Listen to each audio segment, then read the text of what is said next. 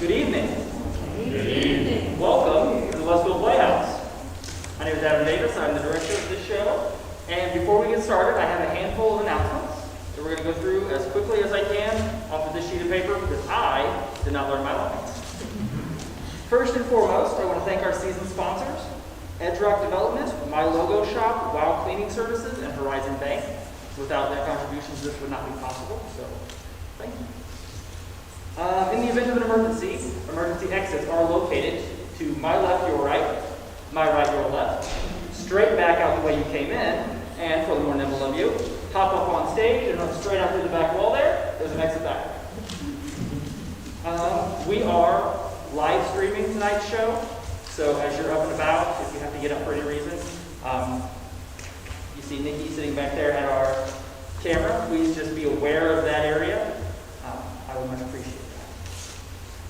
Bathrooms are located, drum roll please, in the lobby, inside the building, with running water. Yeah. See, very exciting.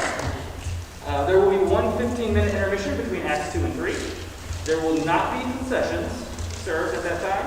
However, if you are interested, please see one of our volunteers about our Wineful fundraiser. We have a handful of bottles of wine left out there, and it's all going towards the new playhouse.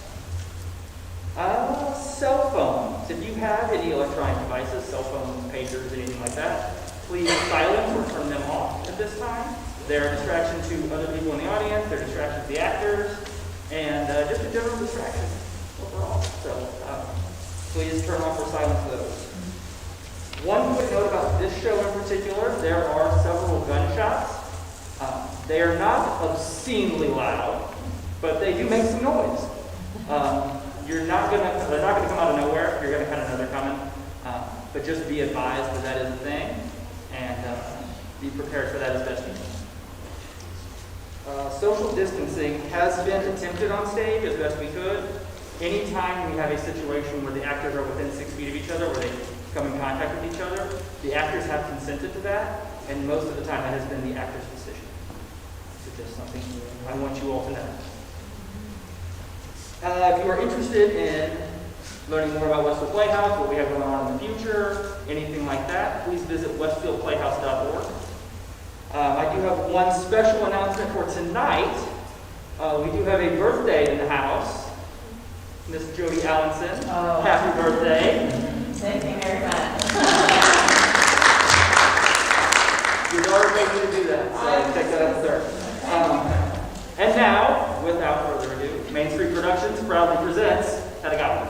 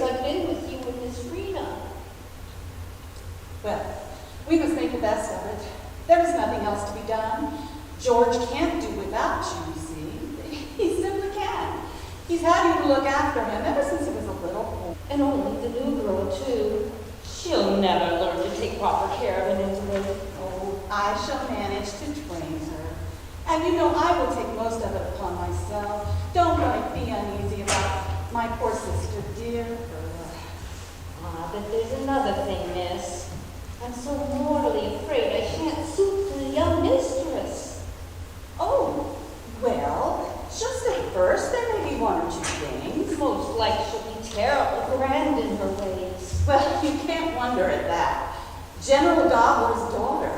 Think of the life she was accustomed to in her father's time. Do you remember when we used to watch her ride down the road with the general in that long black habit with feathers in her hat? Yes, indeed. I remember it well enough. Good Lord, I didn't think she and Master George would make a match of it. Nor did I. By the by, Gerda, while I'm thinking about it, in the future you must not say Master George. You must say Dr. Tesman. Yes, the young mistress spoke of it too, the moment they stepped foot in the house. So is it true then, miss? Yes, indeed. Only think, Berta, some foreign university has made him a doctor. While he was abroad, you understand. I didn't know a thing about it until he told me himself upon the pier. Well, he's clever enough for anything, he is. But I didn't think he'd go in for doctoring people. No, that's not the sort of doctor that he is. But, let me tell you, we may be calling him something far grander before long. Is that so, miss? What could that be? Wouldn't you like to know? Dear. If only my poor brother could look up from his grave and see what his little boy has grown into. But bless me, Berta, why have you done this? Taken the chintz covers off all the furniture? The mistress told me to. She cannot abide covers on the chairs, she says. Is this to be their everyday then? That's what I understood from the mistress. Master George, The doctor, he said nothing. Good morning, George. Oh, Aunt Julia, dear Aunt Julia, come all the way so early, eh? Oh, of course I would. I have to see how you're getting along. In spite of having no proper night's rest. That makes no difference to me. But you were able to find a ride home to the pier. Oh, yes. Arrived quite safely, thank you. Judge Brack gave me a ride home, saw me right to my front door. We were so sorry we couldn't find room for you in the carriage, but you saw what a pile of boxes Hedda had bring with her. Yes, she had certainly plenty of boxes. Shall I go in and see if there's anything I can do for the mistress? Oh, no, you needn't bother. She said she would ring if she needed anything. Very well. But you take this portmanteau with you. I'll put it in the attic. Fancy, Auntie, I had the whole of that portmanteau chock full of the documents. You wouldn't believe all the details I've been digging up in those archives. Curious old things that no one has any idea. Yes, you certainly did not waste your time on your wedding trip, George. No, that I haven't. But do take off your bonnet, Auntie. Here, let me help you with the stream. Well, this is just as if you were still home with us. Right, what a gorgeous body you've been investing in. Oh, I bought it on Hedda's account. On Hedda's account, okay? Yes, so that Hedda needn't be ashamed of me if we should ever go out together. Well, Auntie, you think of everything, don't you? But here, let us sit comfortably on the couch, have a little chat, at least until Hedda comes in.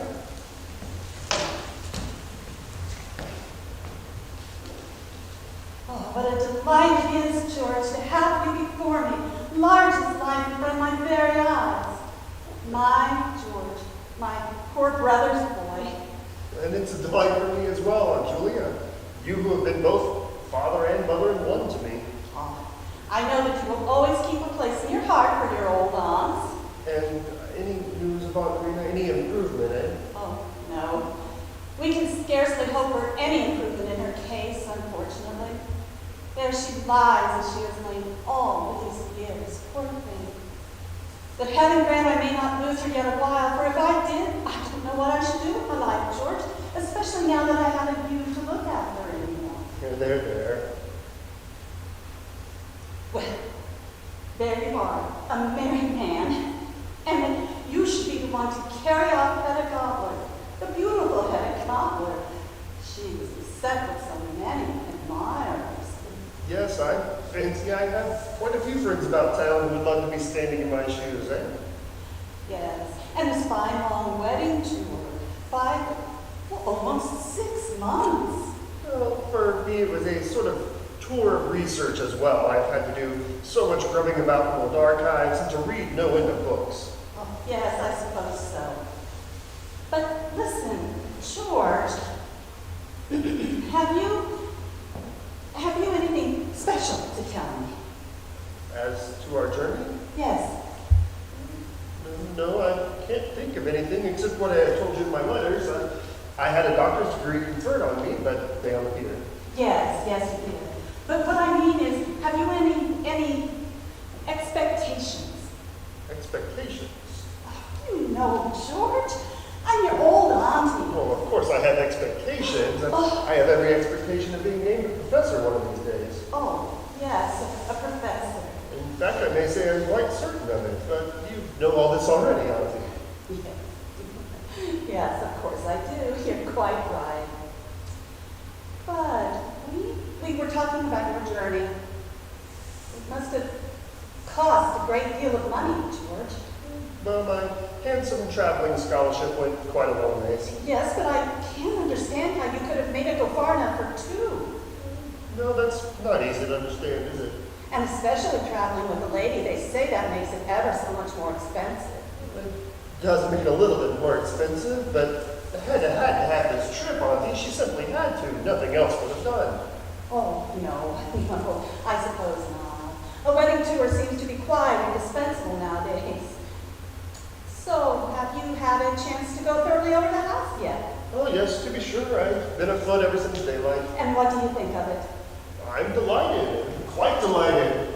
Only, I can't think of what we are to do with 2 spare rooms between this inner parlor and Hedda's bedroom. Oh, my dear George, I have some use for them in the course of time. Why, of course, you're right, Auntie. You mean as my library increases, eh? Yes, quite right, my boy. It was your library I was thinking of. I am quite delighted on Hedda's account. Often before we were engaged, she spoke how she would never care to live anywhere but in Secretary Falk's villa. Yes, how fortunate that it should come on the market just after you left. Yes, the luck really was on our side, wasn't it? But the expense, George. You will find it very expensive, all this. Do you think so, eh? Oh, frightfully. How much do you think in round numbers? Oh, I couldn't even guess until all the accounts come in. Well, unfortunately, Judge Bratt was able to secure quite favorable terms for us, or so he said in a letter to Hedda. Yes, but don't be uneasy, my dear boy. Besides, I have given security for the furniture and all the carpets. Security? What sort of security did you give? I gave a mortgage on our annuity. What? On your and on Rita's annuity? Yes, I knew of no other plan, you see. You're going out of your senses, but that's all that you two have to live upon. Well, don't get so excited about it. It's only a matter of form, you know. That's what Judge Bratt said. He was kind enough to arrange the whole affair for me. It was a mere matter of form, he said. That's all very well, but nevertheless, You will have your salary to depend on, and anyway, George, even if we did have to pay up a little in the first year, just to help eke things out at the start, it would be nothing but a pleasure to us. Auntie, will you never tire of making sacrifices for me? What other happiness do I have in this world, my dear boy, than to smooth your way for you? You who had neither father nor mother to depend on. And now, you have reached the goal. Things look black enough for us at times, but now you have nothing to fear. Yes, it is quite marvelous how everything has turned out for the best. And the people that opposed you, who sought to bar your way, you have them at your feet now, George. They have fallen, and your most dangerous rival, his fall was the worst. And now he will have to lie in the bed he has made for himself, poor misguided creature. Have you heard anything of Island since I went away? Published a new book. What? Island what, Lord? Recently, eh? Yes, so they say. Heaven knows if it's going to be worth anything. Now, when your book comes out, that will be another matter. What's it to be about? It will deal with the domestic industries of Vermont during the Middle Ages. Fancy to be able to write on such a subject as that. But it may be some time before the book is complete. I do have all these collections to arrange at first. Collecting and arranging. No one can beat you at that, George. In that respect, you are my brother's own boy. And I am quite looking forward to setting to work at it, especially now that I have my own delightful home to work in. And especially that you have the wife of your heart, my dear George. Yes, of course you're right, Auntie. She really is the best part of it all. In fact, I think I hear her coming now. Oh, Hedda, good morning. Good morning and a hearty welcome. Good morning, Miss Tessman. So early a call. That is kind of you. Well, has the bride slept well in her new home? Oh, yes, thanks. Passably. Oh, passively. Come now, Hedda, you were sleeping like a stone when I got up. Fortunately. Of course, one has always to accustom oneself to new surroundings, Miss Tessman, little by little. Oh, there the servant has gone and opened the veranda door, let in a whole flood of sunshine. Well, then we will shut it. Not that. Tessman, draw the curtain. That will give a softer light. All right, all right. There. Now you shall have both shade and fresh air. Yes, fresh air we certainly must have, what with all these stacks of flowers. But won't you sit down, Miss Tessman? No, thank you. I just came to make sure that everything was right here. It is, thank goodness. But I must be getting home. My sister lies longing for me. Well, do give Aunt Rena my best and say I shall look in and see her later in the day. Oh, I will be sure to, yes. By the by, George, I almost forgot. I brought you something. What is it? Here you are, my boy. Have you really come kept them this whole time. Hedda, isn't this marvelous? Well, what is it? And my old morning shoes, my slippers. Yes, I remember you often spoke of them while we were abroad. And you shall see them. Thanks, I really don't care about it. Oh, only think, ill as she was, Aunt Rita embroidered these for me. You can't think of the associations that cling to them. Scarcely for me. Oh, not for Hedda, George. Well, no, but now that she is in the family, I You thought will that... never get on with this servant, Testman. Not get on with Berta. What makes you say that? Just look, she's gone and left her old bonnet lying about on a chair. Hedda. Just think if anyone should come in and see it. But Hedda, that is Aunt Julia's bonnet. Is it? Yes, it is my bonnet. And it is not old, Madam Hedda. Well, I did not look really closely at it, Miss Testman. As a matter of fact, I can tell you, this is the very first time I've worn it. The very first time. And what a handsome bonnet it is. It's no such great thing, George. My parasol. Where did I? Oh, yes. But that is mine too, not Berta's. A new bonnet and a new parasol. Only think, Hedda. Very handsome indeed.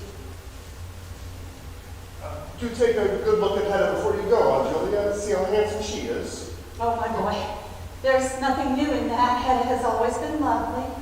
But have you noticed what splendid condition she is in? How she has filled out on her journey? Oh, be quiet. Filled out? You don't see it so much now that she has that dress on, but I can see. You can't see anything. It must be the mountain air and the Tyrol. I am exactly as I was when I started. So you insist, but I am quite certain you are not. Hedda is lovely. Lovely, lovely. May God bless and preserve you, Hedda Testman, for George's sake. Let me go. I shall not let a day go by without coming to see you. Well, no, you won't, will you, Aunt? Goodbye. Goodbye.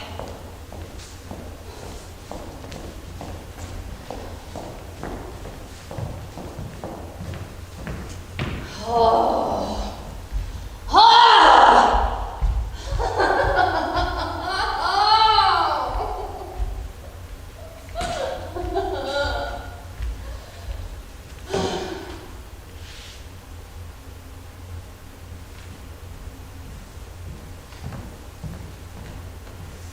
What are you looking at, Hedda? I'm only looking at the leaves. They're so yellow, so withered. Well, we are well into September now. Yes, to think of it, already in September.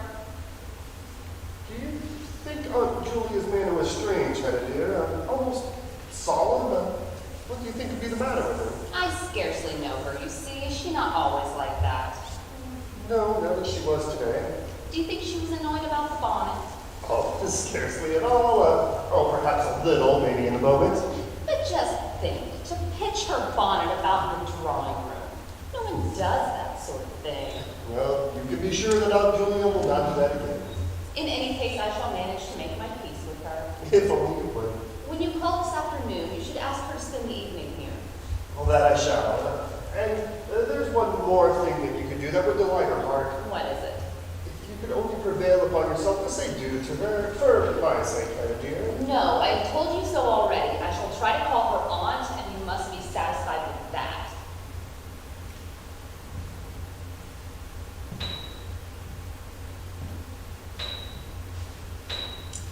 Is there something else the matter, Hedda? Oh, I'm only looking at my old piano. It doesn't go at all well with all of the other things. Well, once I begin to draw my salary, we shall go and see about exchanging it. No, exchanging it. I don't want to part with it. Suppose we move it in there into the inner room, and then we'll get another here in its place. When it's convenient, I mean.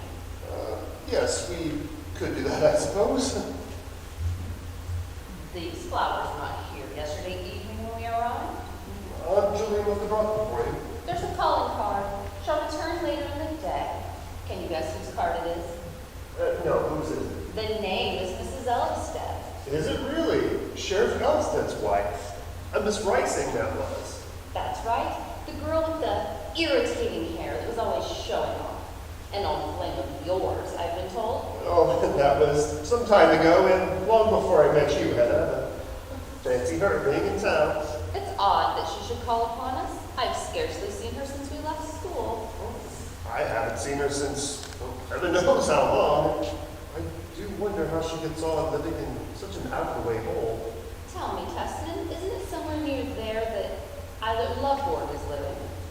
Yes, I do believe he is in that part of the country. The lady man who was here a little while, brought the flowers a little while ago, is here again. The flowers you have in your hand, ma'am? Oh, is she? Well, please show her in. My dear Mrs. Elstead, it's delightful to see you again. Yes, it's a very long time since we met. And we too as well, eh? Thank you for your lovely flowers. Not at all. I would have come straight here yesterday afternoon, but I heard that you were away. Have you been in town long? I arrived yesterday about midday. I was quite in despair when I heard that you were not at home. In despair? How so? What is it, Mrs. Elson? I do hope you're not in any trouble. Yes, I am, and there's not another living creature here I can turn to. Come, let us sit on the sofa. Oh, I'm too restless to sit down. No, you are not. Come here.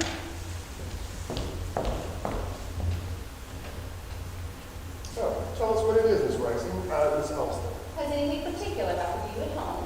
Yes, and no. Oh, I'm so anxious, but you should not misunderstand me. Well, then your best plan is to just tell us the whole story. Yes, I suppose that is why you have come, after all. Yes, of course. Well, then I must tell you, if you don't know already, that Islet Loveborg is in town too. Loveborg. Has either of them returned? Do you hear it? Well, I hear it. He has been here about a week already. Just fancy, a whole week. In this terrible town, all alone, with so many temptations on all sides. But how does he concern you so much?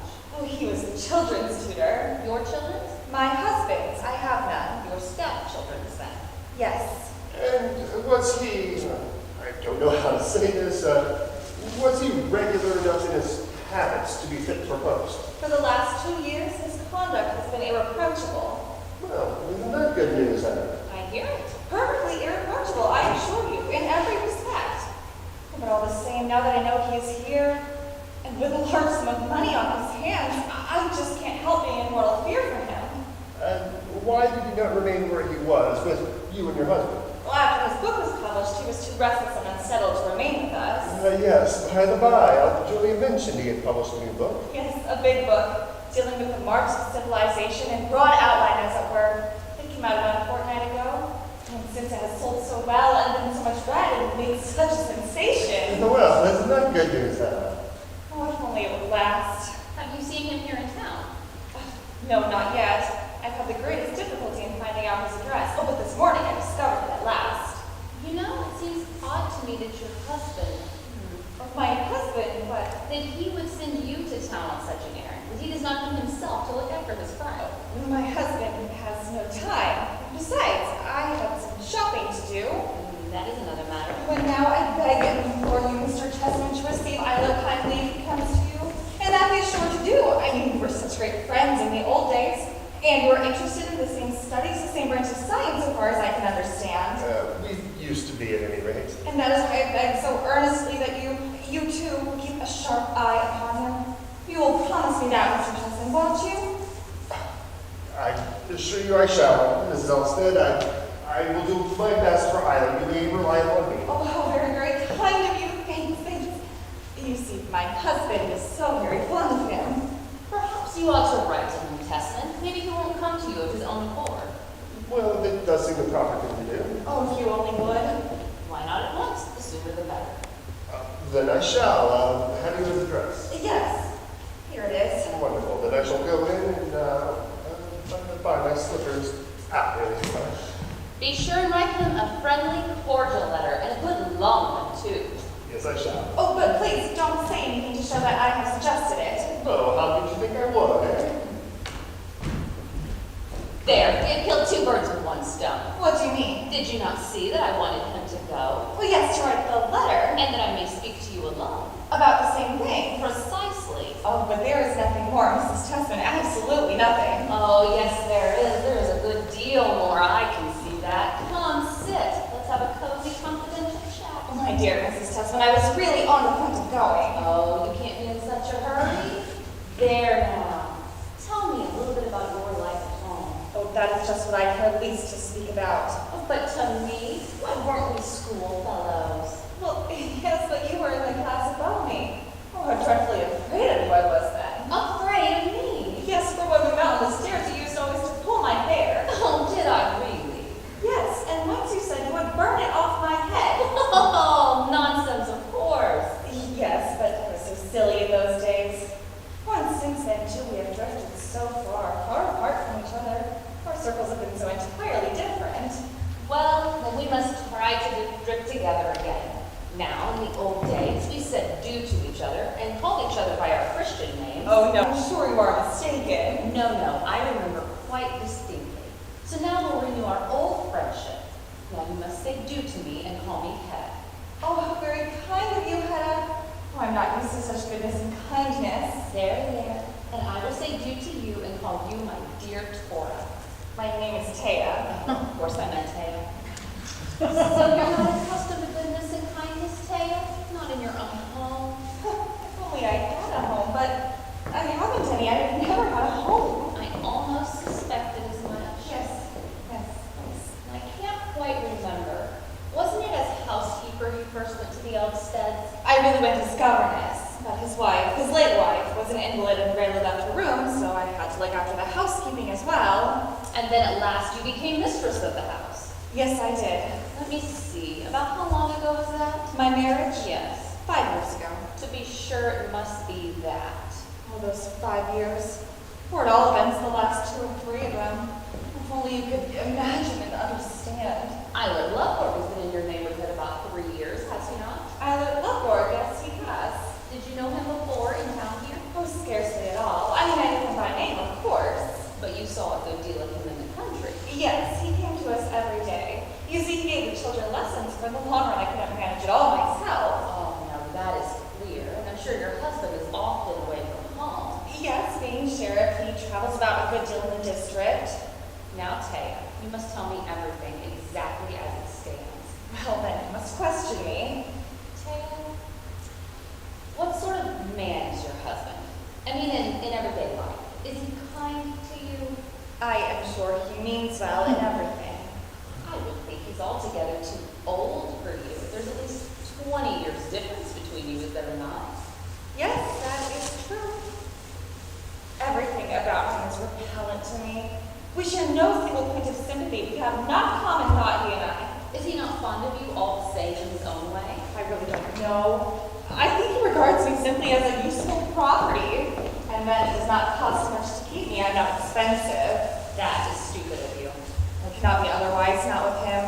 I don't think he cares for anything but himself, and perhaps a little bit of children. And for Eilert Lovborg, Taya. Eilert Lovborg, what puts that into your head? Well, I should say, when he sends you after him all the way to town, and then you said so a moment ago to Testament. Did I? Yes, I suppose I did. No, I may as well make a clean breast of it at once, for it must all come out in any case. Why, my dear Taya? Well, to make a long story short, my husband did not know I was coming. What? He did not know it. No, he was away from home himself, for that matter. He was traveling. I could bear it no longer, and I couldn't indeed, so utterly alone as I should have been in future. Well, and then? And so I packed up my things, just what I needed most, as quietly as possible, and I left the house. Without a word. Yes, and took the train to town. Did I possibly do? But what will your husband say when you go home to him again? Back to him? Of course. I shall never go back to him again. Then you have left your home for good and all. Yes, there was nothing else to be done. What do you mean to do now? What is your plan? I don't know. I only know this, that I must live here, where Eilert Lovborg is, if I'm to live at all. Taya, how did this friendship between you and Eilert Lovborg come about? It grew up gradually. I gained a sort of influence over him. Indeed. Yes, he gave up his old habits for me. Not because I asked him to, for I would never dare do that. But he saw how repulsive they were to me, and so he dropped them. So you have reclaimed him, as the saying goes, my little Taya. So he says himself at any rate. Oh, and he on his side has made a real human being out of me. Taught me to think and understand so many things. Has he given you lessons too, then? No, not lessons exactly. He talked to me about such an infinity of things. Oh, and then came a lovely happy time when I began to share in his work when he allowed me to help him. Oh, he did he? Yes, he never wrote anything without my assistance. You were two good comrades, in fact. Comrades, yes, fancy Hedda, that's the very word he used. Oh, I ought to feel perfectly happy, but I can't. I don't know how long it'll last. Are you no surer of him than that? A woman's shadow stands between Islet Loveborg and me. Well, who could that be? I don't know, someone from his past, someone he's never been wholly able to forget. What has he told you about this? Well, he has only once quite vaguely alluded to it. What did he say? Well, he said that when they parted, she threatened to shoot him with a pistol. Oh, that's ridiculous. No one does that sort of thing here. No, and that's why I think it must have been that red-haired singing woman who he once... Yes. For I remember they used to say of her that she carried loaded firearms. Well, then of course, it must be she. Oh, and just fancy, Hedda. They say that this woman is in town again. I don't know what to do. Oh, hush, I hear Tessman. All this must remain between you and I, Taylor. Oh, yes, for heaven's sake. I'm here now. The epistle is complete. That's right, and Mrs. Elstead was just going. Give me a moment and I will walk with you to the garden gate. Do you think Verna could post a letter, Hedda? I will tell her to. Judge Brack wishes to know if Mrs. Tesman will receive him. Please show Judge Brack in and look here. Could you please put this letter in the post? Yes, ma'am. May one venture to call so early in the day? Of course one may. You are welcome at any time. Judge Brack is rising. Ah, delighted. Oh, it's a pleasure to have a look at you by daylight, Judge. So you find me altered? A little younger, I think. Thank you so much. And what do you think of Hedda, my dear friend? Don't you think she Oh, looks... leave me alone. You haven't thanked Judge Brack for all the trouble he has taken. Oh, nonsense. It was a pleasure to me. Yes, you are a friend indeed. But there stands Taya, all impatient to be off. So, au revoir, Judge. I shall be back presently.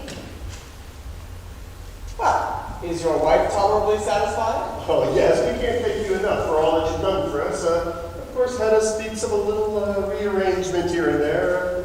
There are a few things left wanting, and we shall have to buy some additional trifles. Indeed. But we won't trouble you about those things. Hedda said she herself will look after what is wanting. But here, shall we sit down? Oh, thanks. For a moment. There is something I wanted to speak to you about, my dear Tessman. Indeed. I see. I suppose now we have come to the serious part of the frolic. Oh, the money question is not so very pressing.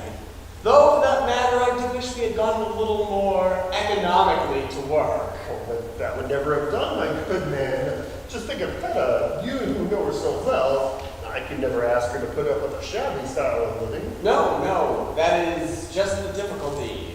And fortunately, it shan't be too long before I receive my position. Well, you see, such things are often apt to hang fire for a long time. Have you heard anything definite, eh? Nothing exactly definite. But, by the by, I have one piece of news for you. Indeed.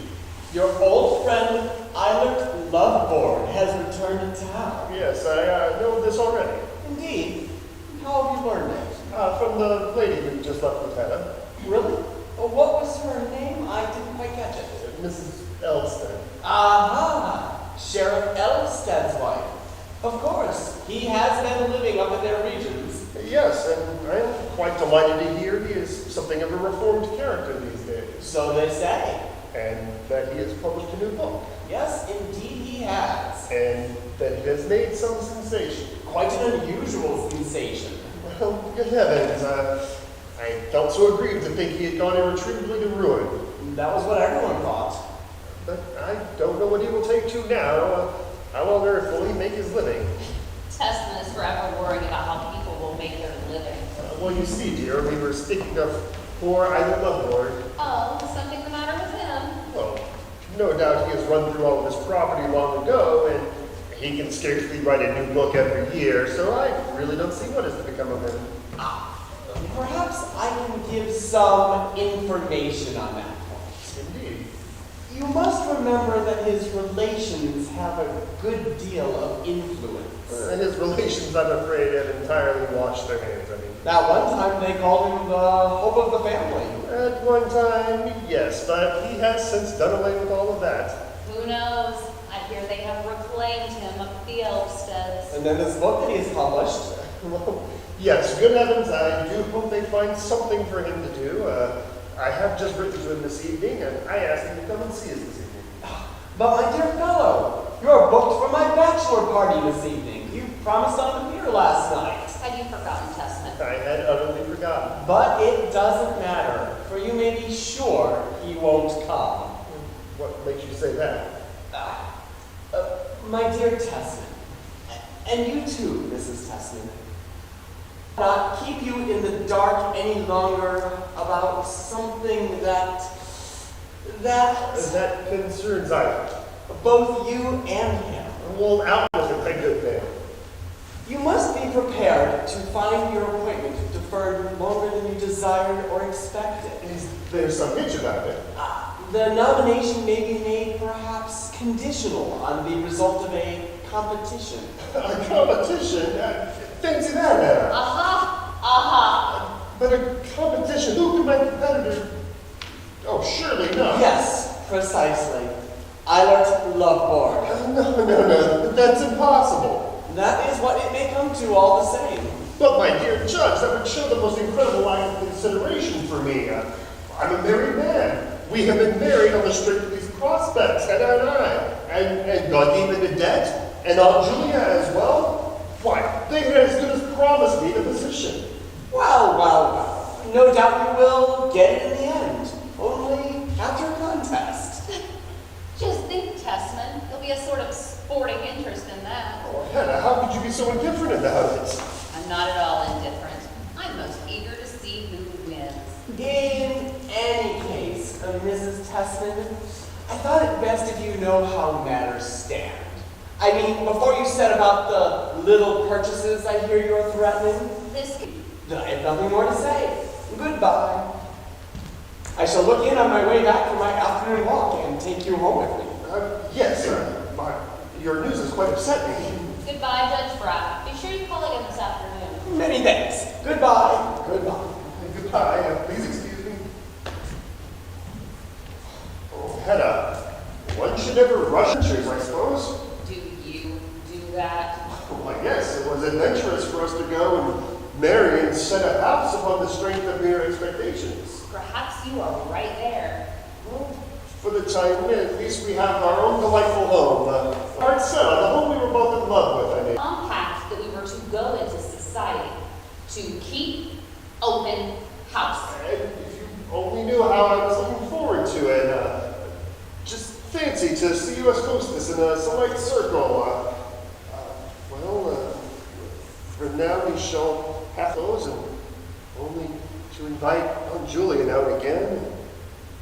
Had I intended for you to lead such an utterly different life? I suppose I can't have my man in livery just yet. Oh, no, it would not quite do for us to have a footman at this time.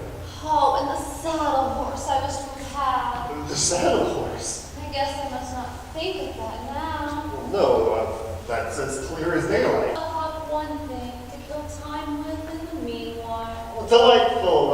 What might that be? My pistols, George. Your pistols? General Gabler's pistols. No, don't touch those dangerous things, Hedda dear, please, for my sake.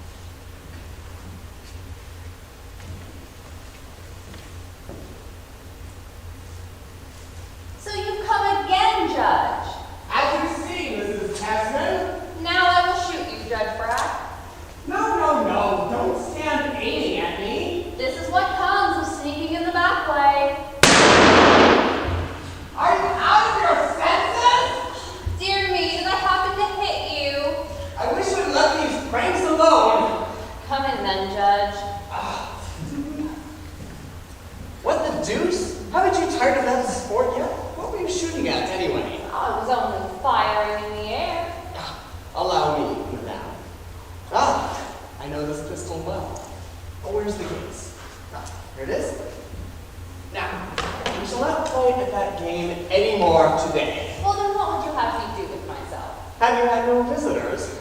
Not one. I think all our set are still out of town. And is Testman not at home either? No, he rushed off to his aunt's directly after lunch. How stupid of me not to have thought of that. Why stupid? Because if I had thought of it, I should have come a little earlier. Well, then you would have found no one to receive you, for I have been changing my dress in my rooms ever since lunch. And is there no sort of little chink that we can hold a parley through? You have forgotten to arrange one. No, that was another piece of stupidity. Well, we'll just have to settle down here and wait. Testman is not likely to be back for some time. Never mind. I shall not be impatient. Well, I spoke first. come, Mrs. Hedda. Let us have a cozy little chat. Doesn't it seem a whole eternity since our last conversation? Now, I don't count those few words yesterday evening or this morning. You mean since our last confidential talk? Our last tete-a-tete? Well, since you put it so. Not a day passed, but I wished that you were home again. And I have done nothing but wish the same thing. You? Really, Mrs. Hedda? But I thought you'd been enjoying your tour so much. Oh, yes, you can be sure of that. But Tessman's letter spoke of nothing but happiness. Oh, Testman. You see, he is never so delighted as when he's rubbing in libraries or making copies of old parchments or whatever you call them. Well, that is his vocation in life. Or part of it, at any rate. Yes, and when it's one's vocation. But oh my dear judge, you can't know how mortally bored I have been. Do you really say so? In downright earnest? Yes. To go 6 whole months without seeing a soul who knew anything of our circle, or could talk about things we were interested in. Yes, I too should feel that a deprivation.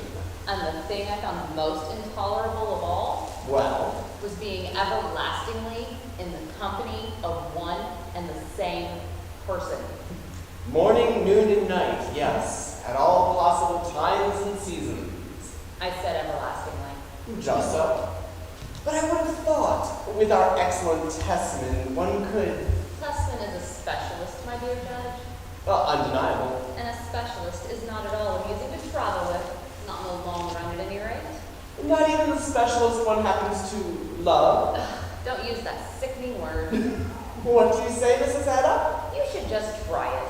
To hear nothing but the history of civilization, morning, noon, and night. Everlastingly. And then all this about the domestic industry of the Middle Ages. That is the most disgusting part. But tell me then, how am I to understand your... My accepting George Testman, you mean? Well, let us put it such. Goodness, I don't see anything so wonderful in that, do you? Yes and no, Mrs. Hedda. I had positively danced myself tired, my dear judge. My day was done. Oh, I won't say that or even think it either. You have assuredly no reason to. Reasons. And you must admit, after all, George Testman is correctness itself. His correctness and respectability are beyond all question. And I don't see anything altogether ridiculous about him, do you? Ridiculous? No, I should not exactly say so. And his powers of research, at all events, are untiring. I should not see why one day he would not come to the front after all. I thought you, like everyone, expected him to attain the highest distinction. Yes, I did. And since he was bent on all hazards on being able to provide for me, I should not see why I shouldn't accept his offer. Well, no, if you look at it in that light. It was more than my other adorers were prepared to do for me, my dear judge. Well, I can't answer for all the rest. But as for myself, you know that I have always entertained a certain respect for the marriage tie. For marriage as an institution, Mrs. Hedda. Oh, I assure you, I have never entertained any idea with respect to you, Judge. All I require is a interior where I can make myself useful in every way, and am free to come and go as a trusted friend. Of the master of the house, you mean? Frankly, of the mistress first of all. But, of course, of the master too, in the second place. Such a triangular friendship if I may call it such, is really a great convenience to all the parties, let me tell you. Yes, you can't know how many times I wish for a third on our journeys. Oh, those railway carriage tete-a-tete. Well, fortunately your wedding journey is over now. Not by a long, long while. I have only arrived at a station on the line. Well then, the passengers jump out and move about a little then. I never jump out. Really? No, because somebody's always standing by, ready to... To look at your ankles, do you mean? Precisely. Oh, well, but dear me, No, I would rather keep my seat where I happen to be and continue the tete-a-tete. But suppose a third person were to jump in and join the couple. That would be another matter. A trusted, sympathetic friend. With a whole fund of conversation on all sorts of lively topics. And not the least bit of a specialist. That would be a relief indeed. The triangle is completed. And on goes the train. Oh, what a load for a warm day. All these books, positively perspiring. Judge Bragg, are you here? Brenda didn't tell me. I came in through the garden. What books have you got there? Oh, just some more books on my special subjects. Your special subject? Yes, Mrs. Tessman, his special subjects. Do you need still more books on your special subject? Oh, yes, one can never have too many. Of course, one must keep up with all that is written and published. Yes, I suppose one must. Look here, I managed to get a hold of Isaac Lovborg's new book. Perhaps you'll... Maybe afterwards, perhaps. I was able to look into it a little on my own. And what do you think of it as a specialist? I think it shows quite remarkable soundness of judgment. He never wrote like that before. But for now, I shall take these back to my study. I am wanting to cut the leaves. Oh, and to change my clothes, I suppose we needn't start just yet. Oh, dear no, there's not the slightest hurry. Then I shall take my time. Hedda, dear, Aunt Julia said she will not be coming this evening. Not coming. Is that affair with the bonnet that keeps her away? Oh, no, how could you think that, just fancy? No, the fact is, Aunt Rena is very ill. Well, she always is. Yes, but today more so than usual. Well, then it only makes sense for Sister to remain with her. I shall bear my disappointment. Well, yes, and you can't imagine how delighted Aunt Julia was to see you, especially since you had come back looking so flourishing. Oh, those everlasting aunts. Oh, what was that? Nothing. All right. What bonnet were you talking about? Oh, it was this little episode of Miss Tessman. She left her bonnet lying in the chair there, and I pretended to think it was the servants. Now, my dear Mrs. Hedda, how could you? And to the excellent old lady, too. Sometimes these impulses come over me and I can't resist them. I don't know how to explain it. You are not really happy. That is at the bottom of it. I don't know of any reason why I should be happy. Perhaps you can give me one. Well, amongst other reasons, because you got exactly the home you had set your heart on. Oh, you believe in that legend too. Is there nothing in it then? Oh yes, there's something in it. Well, There's this in it, that I happened to make use of Tessman to see me home from parties last summer. I unfortunately was going quite a different way. Yes, I know you were going a different way last summer, Judge. Fine, Mrs. Hedda. Now then, you and Tessman? Well, we happened to pass by here one evening, and the poor fellow was writhing in the agony of having to find conversation, and I took pity on the learned man. You took pity? Yes, I really did. And so, to help him out of his torment, I happened to say in pure thoughtlessness that I should like to live in this villa. No more than that. Not that evening. But afterwards. Oh, yes. My thoughtlessness had consequences, my dear Judge. Unfortunately, that too often happens, Mrs. Hedda. Thanks. So you see, it was from this enthusiasm for Secretary Falk's villa that first constituted a bond of sympathy between George Tessman and I. From that came our marriage and our wedding journey and all the rest of it. Well, as you make your bed, so you must lie, I can almost say. This is exquisite.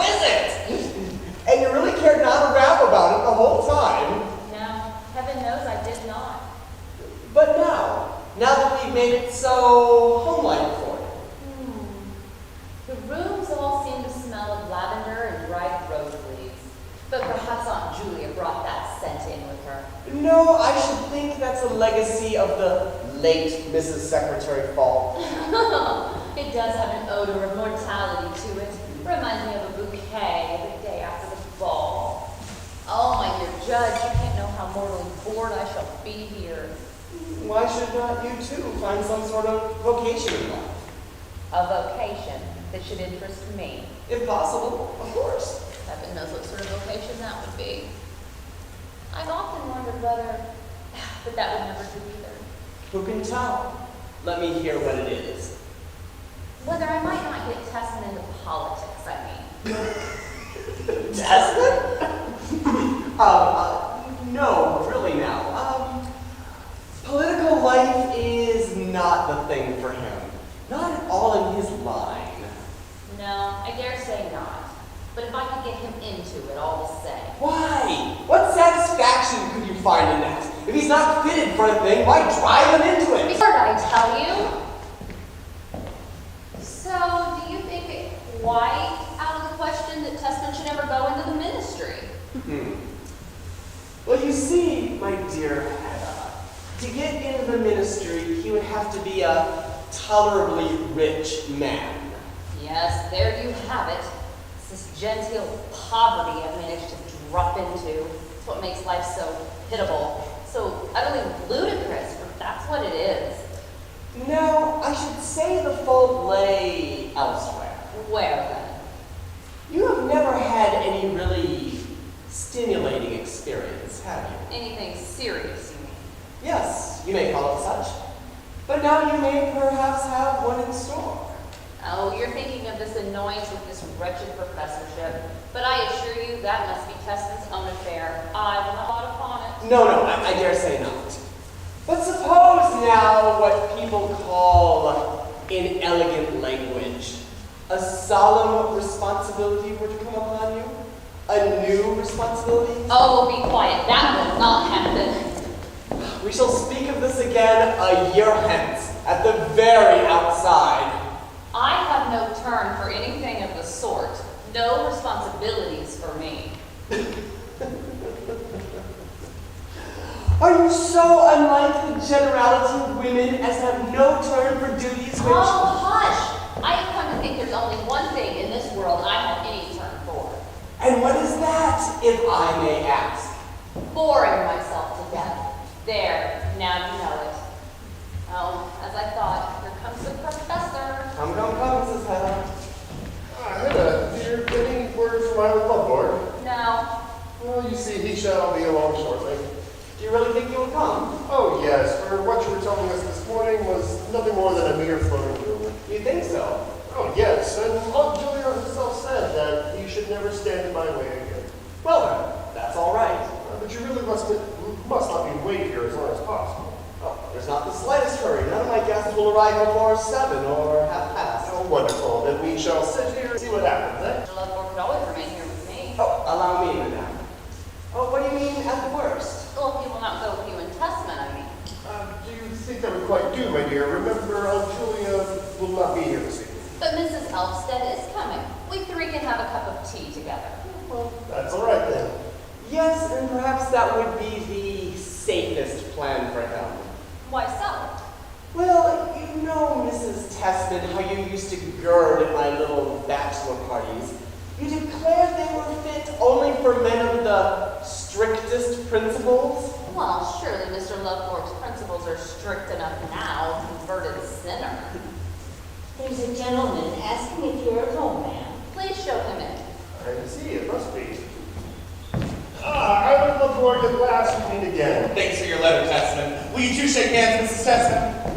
It's good to see you, Mr. Loveborg. I don't know whether you two gentlemen? Judge Brock, I think. Oh yes, in the old days. And now you must make yourself at home, Robert, for I hear you're going to be settling in town again. Yes, I am. Wonderful news. I must tell you, I have got a hold of your new book, but I have not had a chance to read it just yet. Oh, you can save yourself the trouble. Really? Why so?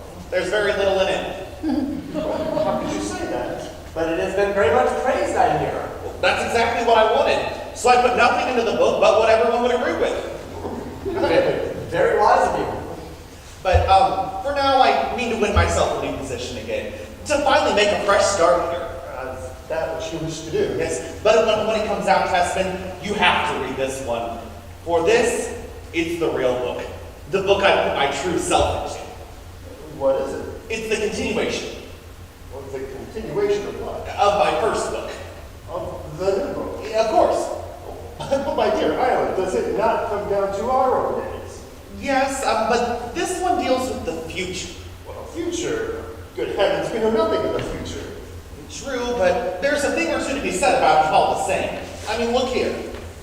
Well, that is not your handwriting. No, I dictated it. It falls into two sections. The first deals with the civilizing forces of the future. Second, forecasting the probable line of development. Good heavens. Oh, I would never have thought of writing anything of the sort. No, I dare say not. I brought it thinking I might read you a little later.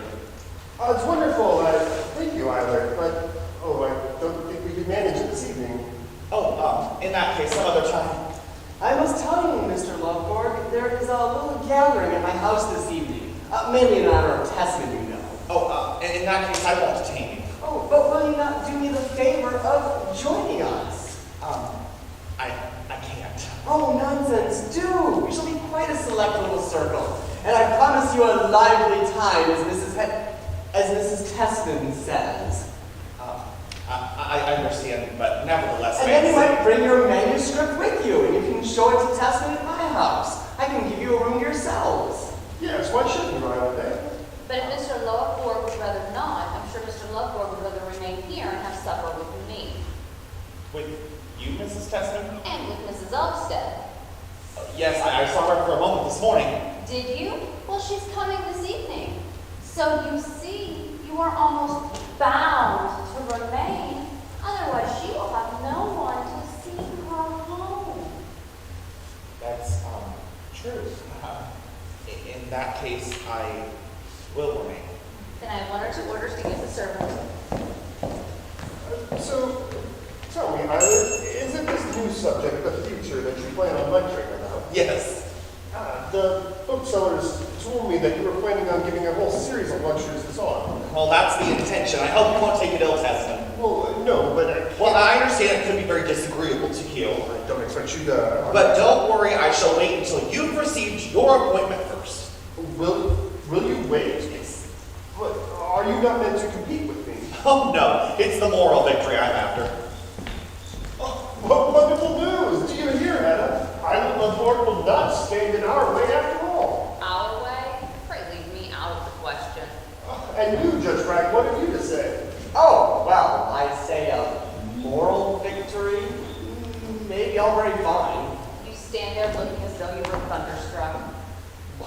Yes, I do believe I almost did. Don't you see, Mrs. Testman, a thunderstorm has just passed over. Will you gentlemen have a glass of cold punch? Stirrup cup. Yes, it wouldn't come amiss. A capital idea now that this weight has been lifted off my shoulders. You too, Mr. Loveborg. No. Why, bless me. Cold punch is surely not poison. Perhaps not for everyone. I'll remain here and keep Mr. Loveborg company in the meantime. Would you care to look at some photographs, Mr. Loveborg? You know, Testman and I made our wedding tour in the Tyrol. Let's see. Yes. This is the Ortler group. See? Testman has the name written there underneath. The Ortler group, near Marin. Oh, hush. Hedda Gabler. That was my name in the old days when we two knew each other. And I must teach myself to never say Hedda Gabler again, but Yes, very soon. Hedda, married to George Testman? So the world goes. Oh, Hedda, how did you go and do this? What? I will not stand for this. Okay, answer me one thing. And this here, this is the view from the Valley of Piso. Do you see these interesting peaks? What were the names of these interesting peaks, dear? Let me take a look. Yes, those are the Dolomites. Yes, those are the Dolomites, Mr. Loveborg. Hedda, dear, I only wanted to come see whether or not I should bring you a glass of cold punch. Oh, yes, and a few biscuits, too, perhaps. No cigarettes? No. Very well.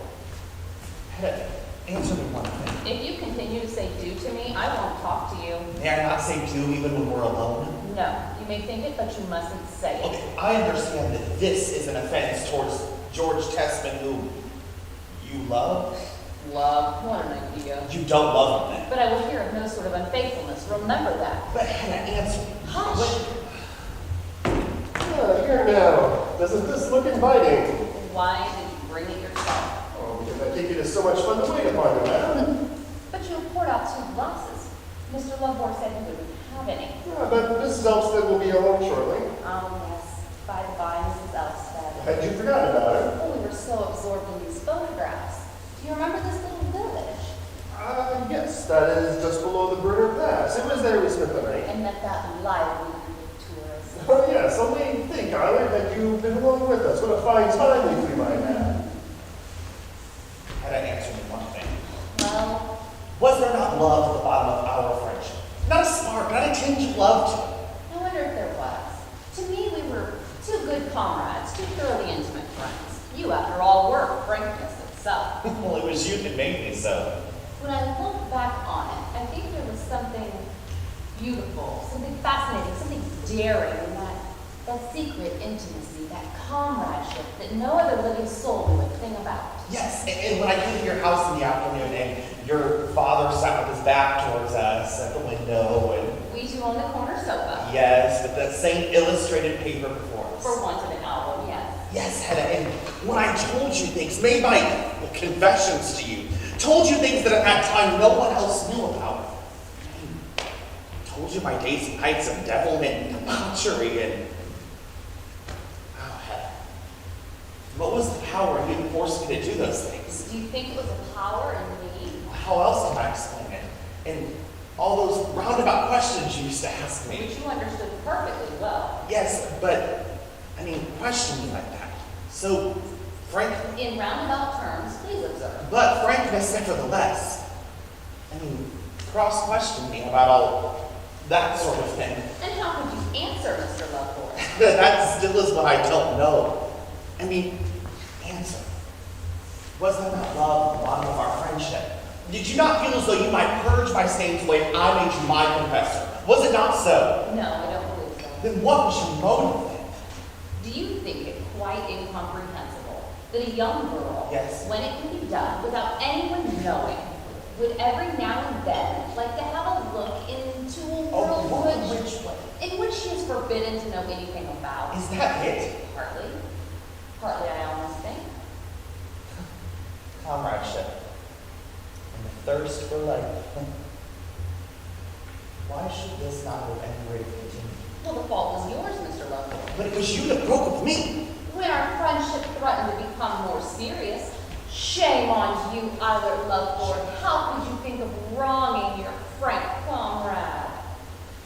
Hedda, why didn't you carry out your threat that way?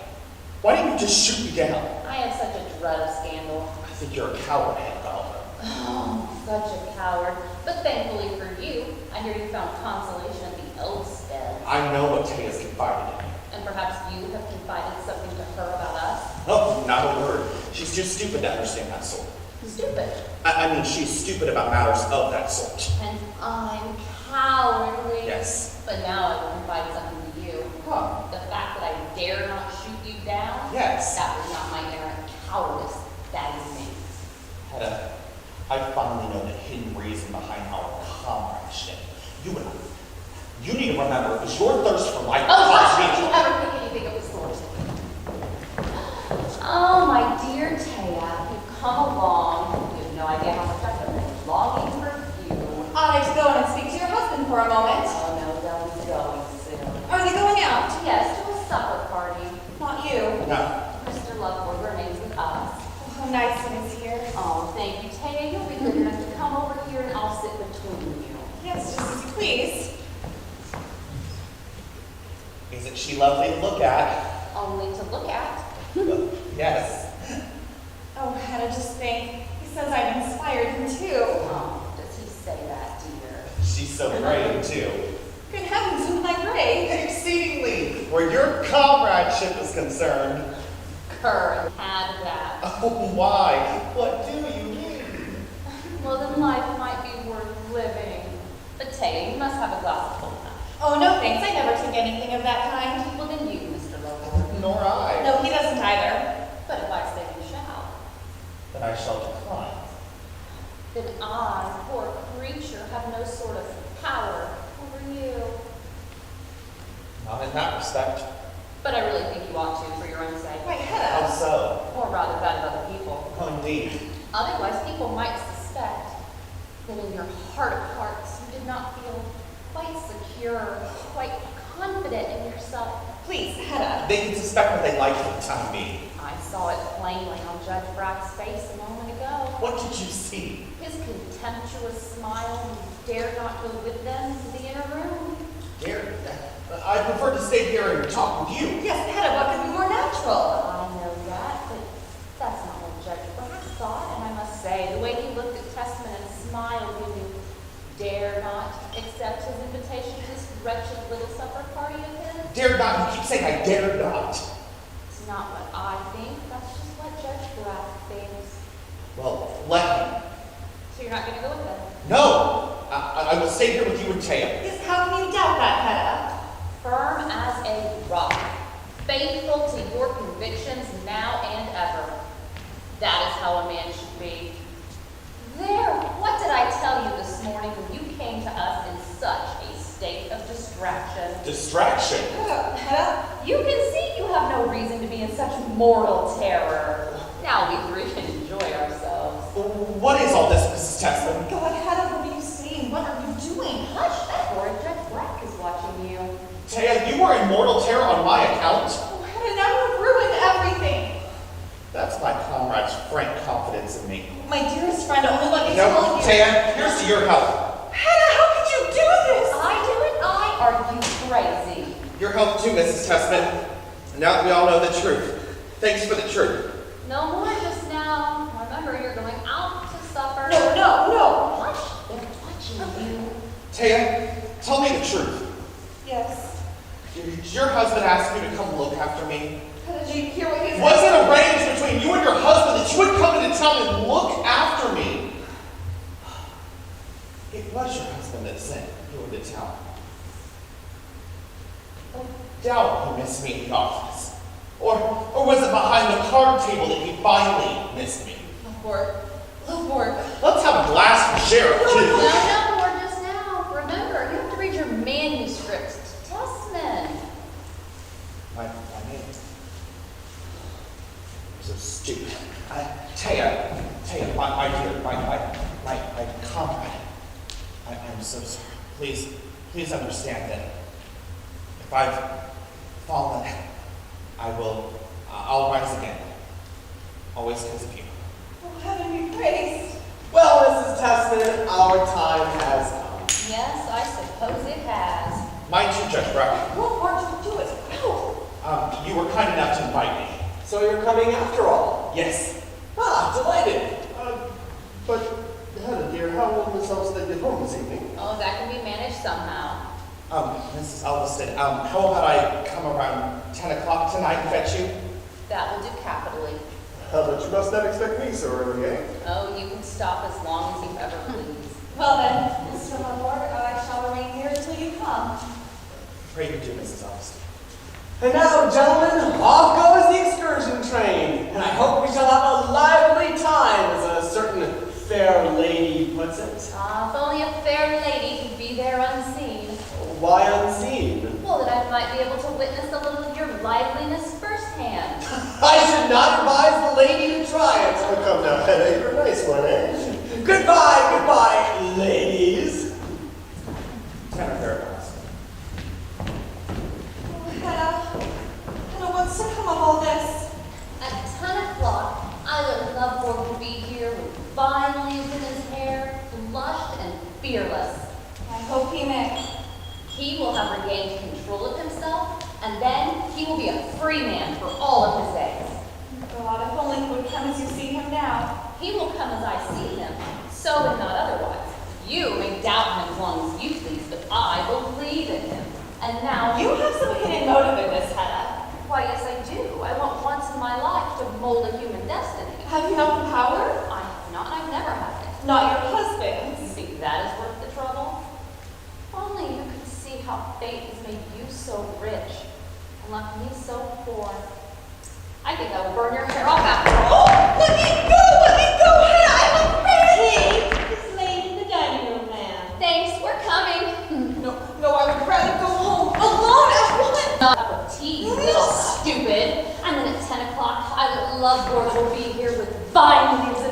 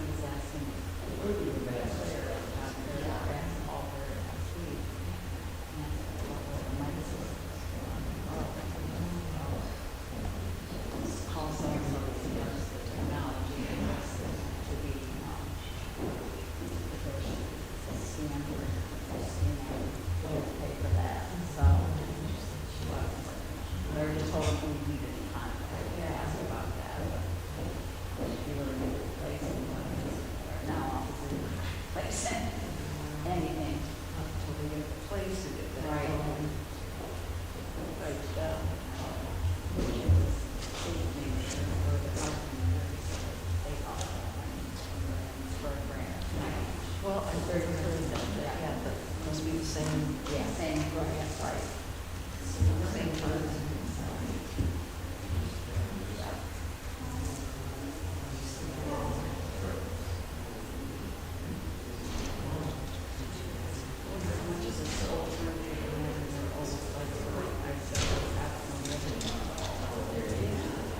Not on site. I don't know if their storeroom they had, this is like a snack. Right, right.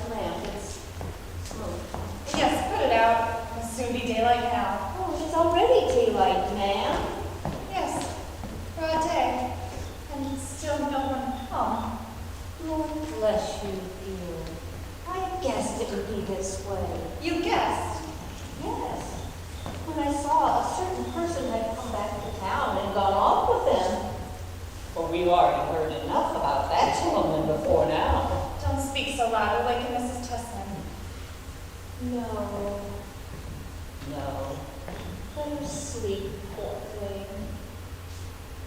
Shan't I put some wood on the fire? Thanks, not for me. Oh, very well.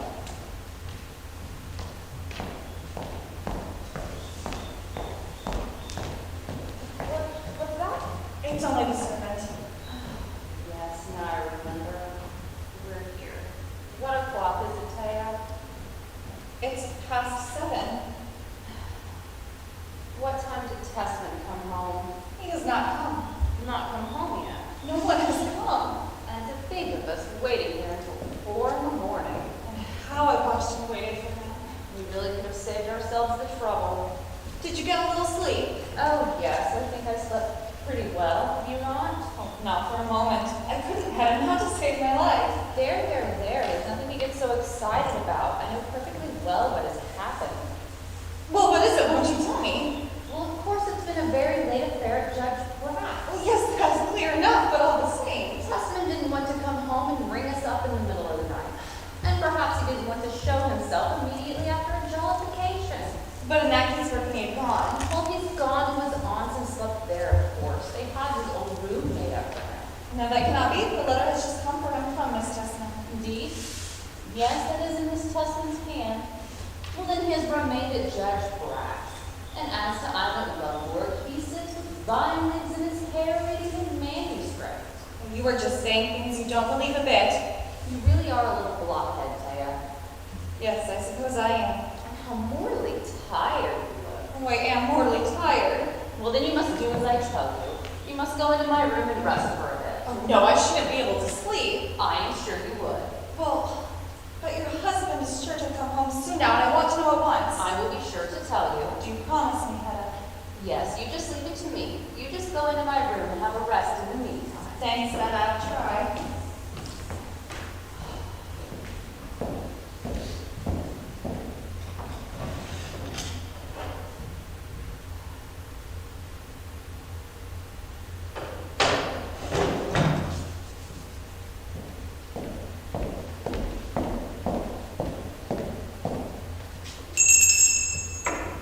Is there something I can do for you, ma'am? Yes, you must put some more wood in the stove. I am shivering. Bless me, I'll start a fire at once. Oh, there's a ring at the front door, ma'am. Well, then see to the door and I will look after the fire. It will soon burn up.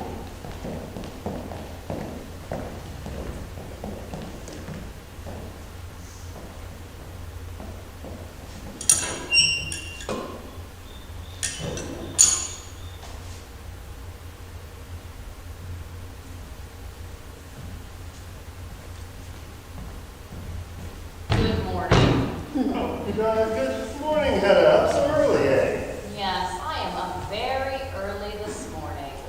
Here I never doubted you were still sound asleep. Fancy that. Not so loud. Mrs. Elfstead is resting in my room. Has Miss Elfstead been here all night, then? Yes, since no one came to fetch her. Oh, to be sure. Well, did you enjoy yourselves at Judge Brack's? Have you been anxious about me? I would never think of being anxious, but I asked if you enjoyed yourself. Yes, for once in a way, especially the beginning of the evening, for Island read to me from his new book. We arrived more than an hour too early, fancy that, and Brad had all sorts of arrangements to make, so Island read to me. Well, tell me about it then. Hedda, you can't conceive of what a book this is going to be. I think it might be one of the most important books ever written. Yes, I don't care about that. I confess, after he finished reading it to me, a sort of horrid feeling came over me. A horrid feeling. Yes, I felt jealous of Island for having had it in him to write such a book. Only think, Hedda. Yes, I am thinking. And then to think how pitiful that he, with all his gifts, should be so irreclaimable after all. I suppose you mean he has more courage than the rest. Oh no, far from it. I mean to say that he is quite incapable of taking his pleasure in moderation. How did it end? Well, Hedda, I think it might be best described as an orgy. Had he vine leaves in his hair? Vine leaves? No, I saw nothing of the sort, but he made a long, rambling speech about the woman who had inspired him in his work, for that was the phrase he used. Did he name her? No, but I can't help thinking you meant Mrs. Elstead. You may be sure you did. Well, where did you part from him? Well, as we all came back to town, we broke up all together, and Brack came with us. But then we decided to take Eilert home, for he had had far more than what was good for him. I dare say. And now comes the strange part of it, Hedda, or rather I should say the melancholy part of it. Well, go on. Well, as we came to town, I fell a little behind the others, only for a minute or two. Fancy that. Yes, and? And as I rushed to catch up to them, what do you think I found by the wayside? How should I know? You mustn't speak of this to a soul, Hedda. You must promise me for Eilert's sake. Fancy it. I found this. Is that not the parcel he had with him yesterday? It is the whole of his precious, irreplaceable manuscript, and he had gone and lost it and knew nothing of it. Just think, so deplorable. Why did you not give him back the manuscript at once? Oh, I couldn't. Not the state that he was there. But did you not tell the others? Oh, no, I wouldn't. For Eilert's sake, you understand, I would not do that. So no one knows that Eilert Loveworth's manuscript is in your possession? Well, no. No one must know it. But what did you say to him afterward?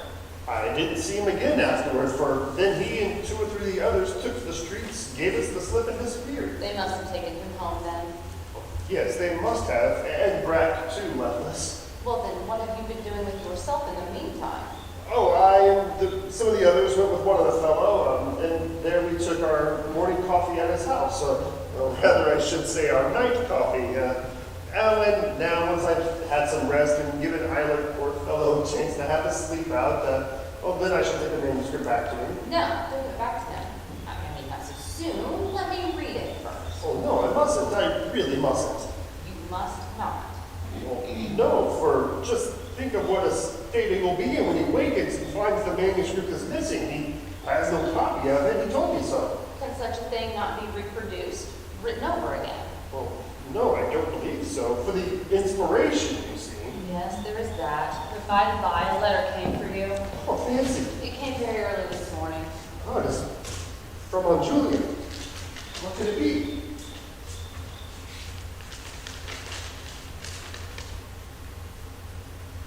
Oh, Hedda.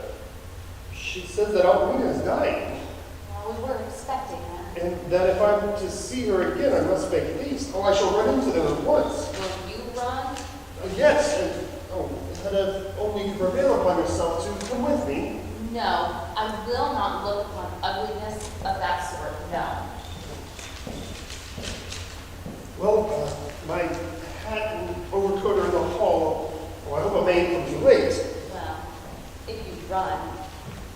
Judge Brack is at the door and wishes to know if he may come in. Well, I can't possibly see him at this time. But I can. Show Judge Bradley, please. Oh, Testament, the parcel. Oh, yes, give it to me. No, I'll keep it safe in the meantime.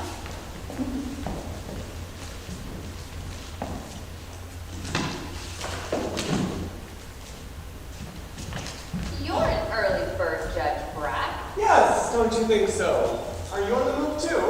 Yes, I must make haste to my aunt's. The invalid one is lying at death's door, the poor dear. Dear me, is she indeed? Then no account let me detain you at such a critical moment. Yes, I must make haste. Goodbye, and goodbye. So I hear you've made a lively time of it in your rooms, Judge Brack. I assure you I have not had my clothes off, Mrs. Hedda. You either. No, as you may see. But what has Tessman been telling you of the night's activities? Oh, just some tiresome story about some little coffee party. Eilert Loveworth was not with them, I fancy. No, they'd already taken him home. Tessman too. Oh, some of the others, he said. George Tessman is really an ingenuous creature, Mrs. Hedda. Yes, heaven knows he is. But is there something with all of this? Yes, perhaps there may be. Well, then sit down and tell your story in comfort, Judge Brack. Now, I had special reasons for keeping track of my guests last night. Eilert Loveworth going to rescue me. Frankly, yes. Now I'm curious, Judge Brack. Do you know where he and 1 or 2 of the others finished the night, Mrs. Hedda? If it's all not altogether unmentionable, tell me. Oh no, it's not at all unmentionable. Well, they put in an appearance at a particularly animated soiree. Of the lively kind? Of the very liveliest. Tell me more of this. Loveborg, as well as the others, had been invited in advance. I knew all about it, but he had declined the invitation. For now, as you know, he has become a new man. Yes, up at the Elfsteads, but he decided to go anyway. Well, you see, Mrs. Hedda, unhappily, the spirit moved him in my rooms last evening. Yes, I hear he found inspiration. Pretty violent inspiration. Well, I fancy that altered his purpose. For we men folk are not always so firm in our principles as we ought to be. Oh, I imagine you are an exception to that, Judge Brack. But as to Islet Loveborg, To make a long story short, he landed at last in Mademoiselle Diana's rooms. Mademoiselle Diana. It was Mademoiselle Diana that was giving the soiree to a select circle of her admirers and her lady friends. Is she a red-haired woman? Precisely. A sort of singer? Oh yes, in her leisure moments. And moreover, a mighty huntress of men, Mrs. Hedda. You have no doubt heard of her. Islet Loveborg was one of her most enthusiastic protectors in the days of his glory. How did it end? Far from amicably, it appears. After a most tender meeting, they seem to have come to blows. Loveborg, is she? Yes, he accused her or her friends of having robbed him. He declared that his pocketbook was missing, and other things as well. In short, he seems to have made a furious disturbance. What came of it all? It came to a general scrimmage in which the ladies as well as the gentlemen took part. Fortunately, at last, the police appeared on the scene. The police? Yes, I fancy this will prove a costly frolic for Islet Loveborg, crazy being that he is. How so? Well, he seems to have made a violent resistance, to have hit one of the constables on the head and torn the coat off his back. So they had to march him off to the police station with the rest. How have you come to know all of this? Through the police themselves. So that is what happened. Did he hide no vine leaves in his hair? Vine leaves, Mrs. Hedda? But why were you so interested in tracking about Islet Loveborg's movements so carefully? In the first place, it should not be entirely indifferent to me if it should appear before the police court that he came straight from my house. Will the matter go to court then? Of course. But I should scarcely have troubled so much about that.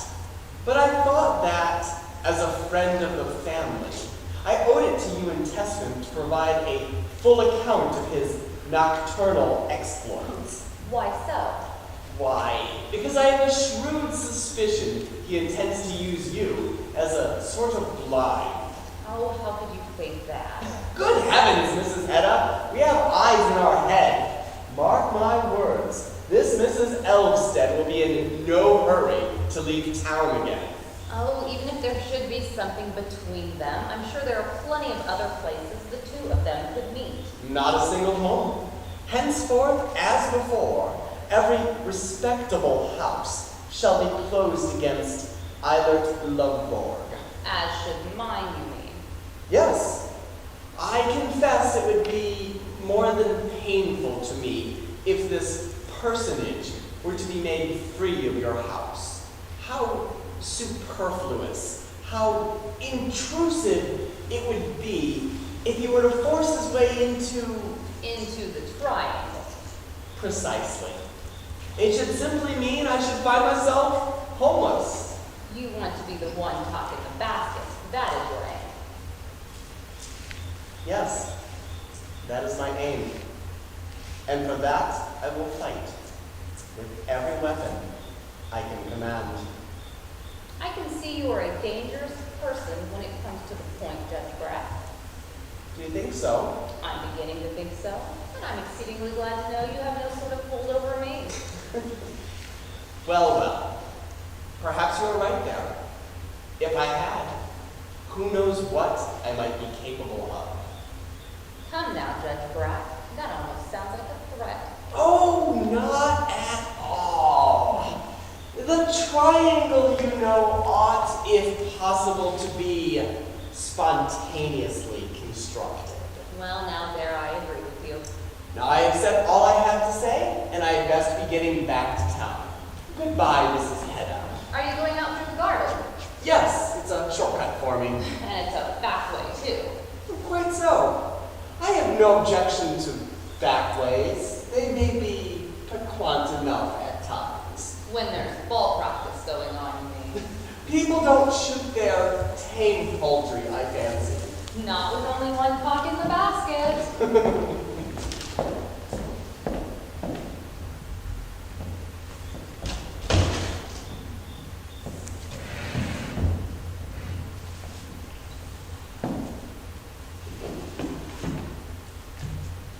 No, sir. Madam, He please is step a aside. brand new entry. It is fine. Mrs. Testament is a friend of mine. Please, no, I will come in. Please move! Well, this is a rather late hour to call upon Tay and Mr. Loveward. You mean a rather early hour to call upon you? I beg pardon me. How do you know she is still here? They told me at her lodging she'd been out all night. And did you notice anything particular about the people at the house when they said that? Notice anything about them? Did they seem to think it odd? Yes. They think I'm dragging her down with me, and I'm so... Wait, is Testament up yet? No, not yet. What time did he come home last night? Oh, very late. Did he tell you anything? Only that you had an exceedingly jolly time at Judge Brown's. Nothing more. I don't believe so, but I was so dreadfully sleepy. Look, we're at last. Yes, at last, but it's too late. What is too late? It's all over with me, Taya. Oh, no, don't say that. You will say the same once you hear what I have to will say. hear Ask everything. me first, speak to her alone. If so, No, Hedda. Stay. Taya, just stay! Yes, but I won't hear anything I tell you. It's not last night's adventures that I want to talk about. What is it then? I have to say to you, Taya, that our ways must part. Hard. You can be of no more service to me. How can you stand there and say that? No more service to you. Am I not to help you now as before, or are we not to go on working together? But henceforth I shall do no work. Then what am I to do with my life? You have to go on as if you've never known me, Taya. No, I cannot do that. If you cannot, you need to go home to your husband. Never in this world. Where you are, there will I be also. I will not let myself be driven away like this. I will remain here. I will be with you when the book appears. Ah, yes, the book. Look. Taya, that's what it is. Yes, I feel that it is. And that is why I have a right to be here when it appears. I will see with my own eyes how respect and honor for incongruous flesh and the happiness I must share it with you. Taya, our book will never appear. Never appear. Can never. Robert, what have you done with the manuscript? Yes, the manuscript. Where is it? The manuscript is... I tore the manuscript into 1,000 pieces. Oh, that's not. Not true. Why would you say that? Well, I mean, since you said so, it just seems so improbable. It's true all the same. Tore his own work into pieces, Hannah. I've torn my own life into 1,000 pieces, so why not tear my own life's work? And you did this last night. Yes! I tore it into 1,000 pieces and threw it onto the fjord, far out there. And with that current and wind, it will drift and sink deeper and deeper. Just like I... You know, Lord, that what you have done with the book, I shall think of it to my dying day as though you had killed a little child. You're right. It is like killing a child. How could you then? Did the child not belong to me too?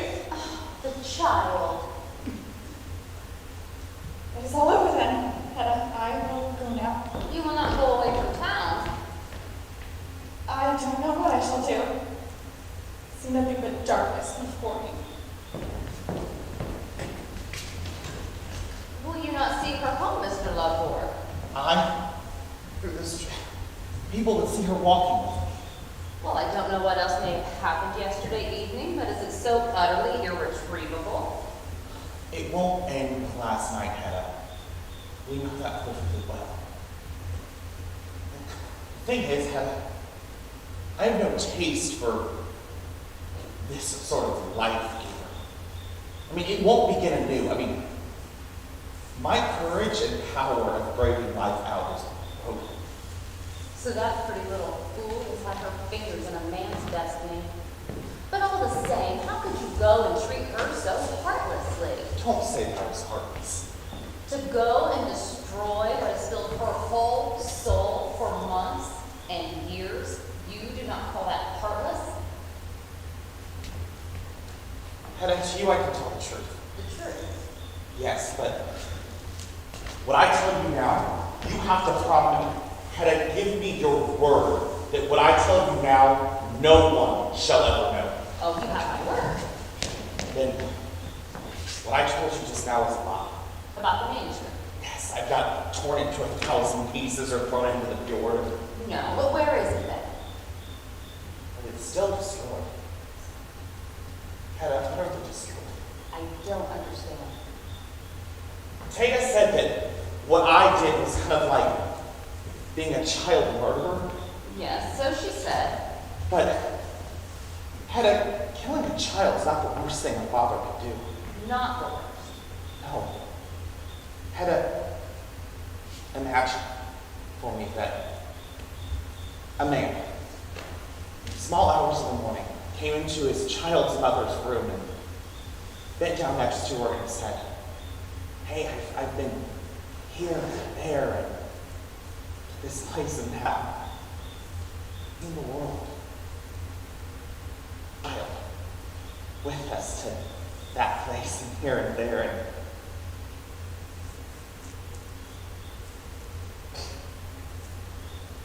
I lost it, Hedda. I've utterly lost it. The devil knows into whose hands that manuscript fell. Who has the just clutches all over it?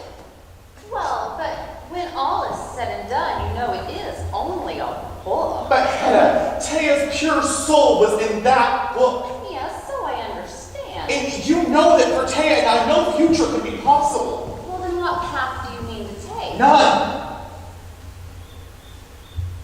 I want to make an end to it. Sooner than that. Listen to me, Ira Loveborg. Will you not do it beautifully? You? With vine leaves in my hair like you used to dream.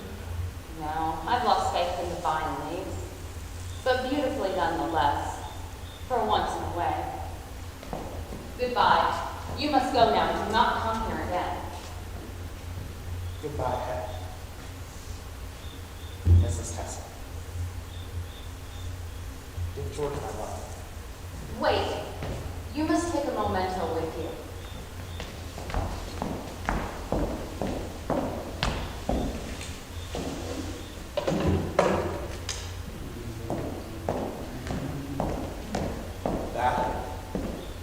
That's a memento.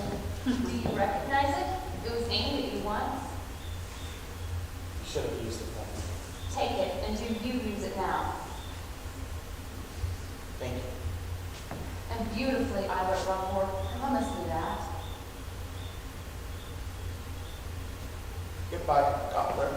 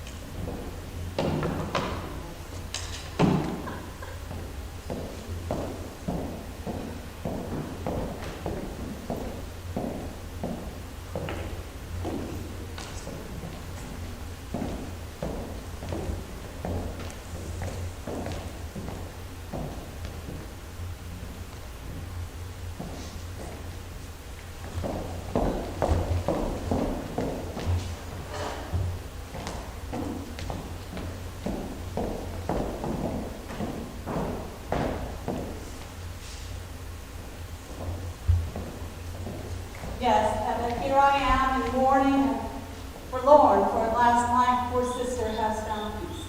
I have heard the news already, as you can see. Tessman sent me a card. Yes, he promised me that he would. Nevertheless, I felt that to Hedda here in this house of life, I ought myself to bring the tidings of death. That is kind of you. Rena ought not to have left us just now. Now is not the time for Hedda's house to be a house of mourning. She died peacefully, did she not, Miss Tessman? Oh, her end was so calm, so peaceful. And she had the unspeakable happiness of seeing George and bidding him goodbye. Is he not home yet? No, he wrote that he might be detained. But won't you sit down, Miss Tessman? No, thank you, my dear Hedda.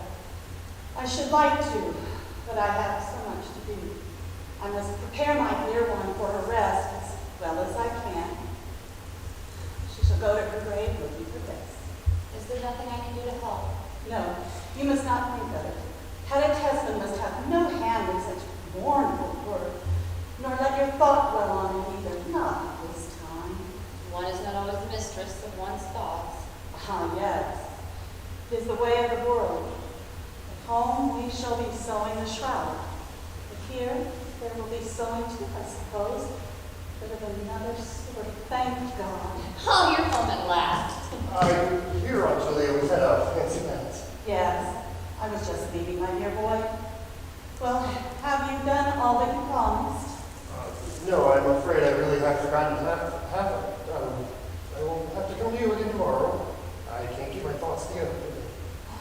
My dear boy, you mustn't take it in this way. I mustn't take it. Even in your sorrow, you must rejoice, as I do. Rejoice that she is at rest. Of course, you are thinking of Irene. You will be lonely now, Miss Tessman. Just at first, yes. But that will not last very long, I hope. I dare say I shall soon find an occupant for Rena's little room. Do you think so, Aunt Julia? Who do you think will take it, eh? Oh, there is always some poor invalid or other in want of nursing, unfortunately. Would you really take such a burden upon yourself again? Burden? Heaven forgive me, child. It has been no burden to me. But suppose you had a stranger on your hands. Oh, one soon makes friends with sick folk. And it's an absolute necessity that I have someone to live for. Well, heaven be praised. There may soon be something in this house, too, to keep an old aunt busy. Oh, don't you worry yourself about anything here. Yes, just think what a fine time we three might have. If, nothing. It will all come right in. Well, I dare say the two of you want to talk. And I must say goodbye. Go home to Rena. Perhaps Hedda will have something to tell you, too, George. How strange it is that now Rena is with both me and my poor brother as well. Yes, isn't it, Aunt Julia?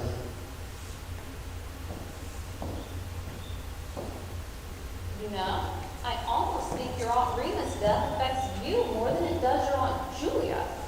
Oh, it is not that alone. It's either Bloodborne that worries me so. Oh, is there anything new with him?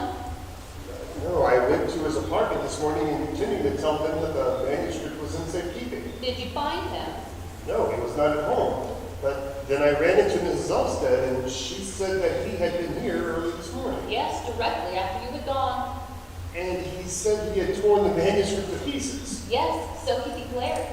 Good heavens, he must have been completely out of his mind. I suppose you thought it best not to give it back to him. No, he did not get it. But you really ought to told him that we had it. Imagine if in desperation he should go and do himself some sort of injury. Give me the manuscript, Hedda. I shall take it back to him at once. Where is it? I have not got it. Have not got it. How do you mean? I have burnt it. Every line of it.